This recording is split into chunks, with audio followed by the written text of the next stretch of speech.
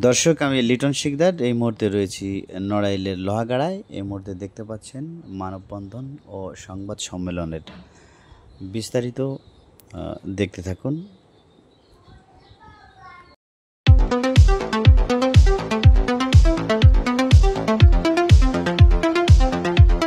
আমি শেখ পলাশ আলী, সভাপতি 11 নং ইতনা ইউনিয়ন বিএনপি। গত 14 তারিখে বিকাল আনুমানিক 5টার দিকে আমাদের হাইকোর্টের থেকে জামিন পাওয়া লোক মোহাম্মদ হাবিব শেখ ইসেখালিচরের বাড়ি, তাদের বাড়ি যাইতে দেয় না। শেখ শিহানুর রহমানের নেতৃত্বে নাশকতার মামলার আসামি আবু শেখ, শাহাদুল শেখ, বাবর আলী মোল্লা, আকাশ মোল্লা, সুরুজ মোল্লা, মেহেদি মোল্লা, ফিরোজ মোল্লা, মোকলেজ মোল্লা, এরা সবাই মিলে আরও অনেকে আমাদের লোকজন বাড়িতে গেলে তাদের হামলা করে। আমরা শুনেছি যে হাবিব শেখ তার বাড়ি কিছু প্লেট আনতে গেছে, ওকে হামলা করেছে। আমরা কিছু লোক নিয়ে আমাদের জায়গা পুলিশ মোতায়েন আছে, ওনাদের যে আগে পাঠাইছি যে আপনারা প্রশাসনের লোক ওই জায়গায় যে দেখেন, ওনাদের দেখে যে ওই রকম দাবড়াদাবড়ি করতেছে। হাসপাতালে পাঠানো হয়। এখন সে 200-250 বেডে আছে, মৃত্যুর সঙ্গে পাঞ্জা লড়ছে। আমরা এর প্রতিবাদ নিন্দা জানাচ্ছি এবং প্রশাসনের কাছে দৃষ্টি আকর্ষণ করে বলছি এই নাশকতার মামলার আসামি আর এই মাসুমের যারা ক্ষতি করেছে এদের দ্রুত আইনের আওতায় এনে এদের অ্যারেস্ট করে বিচারের আওতা নেন। বিসমিল্লাহির রহমানির রহিম। বাংলাদেশ জাতীয়তাবাদী দল 11 নং ইতনা ইউনিয়নের কৃষক দলের সাধারণ সম্পাদক আমি মোহাম্মদ মিলন মোল্লা।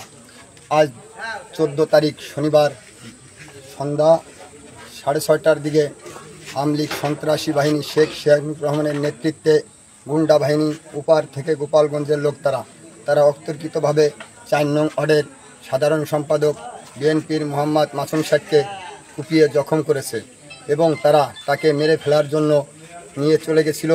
তখন আমরা তাদেরকে কেড়ে নিয়ে এসে আমরা আজ তাদের আইনের কাছে আমরা একটি কথা বলতে চাই, এই মাসুম শেখের যারা আসামি আছে তাদেরকে দ্রুত আইনের আওতায় আনতে হবে। রহমানির রহিম। আমি মোহাম্মদ শরীফুল ইসলাম, 11 নং ইতনা ইউনিয়ন বিএনপির 1 নম্বর একজন সদস্য সচিব। আমি জিয়াউর রহমানের একজন আদর্শ সৈনিক। কুমোরডাঙ্গা 4 নং ওয়ার্ডের সাধারণ সম্পাদক মাসুম শেখ, সে বিএনপির একজন খাস কর্মিক, সে সংগ্রামী একজন নেতা।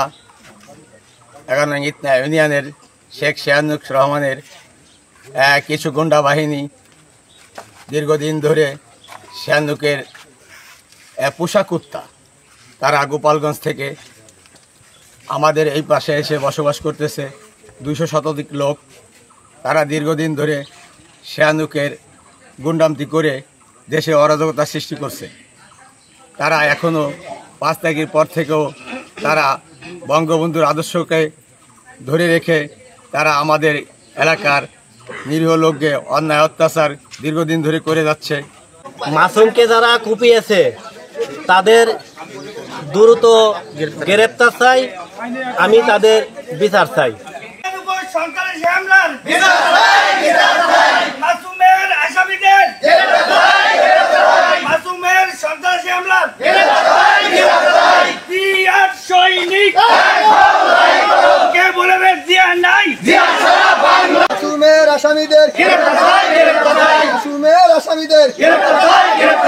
শোষণকারী জবাব চাই,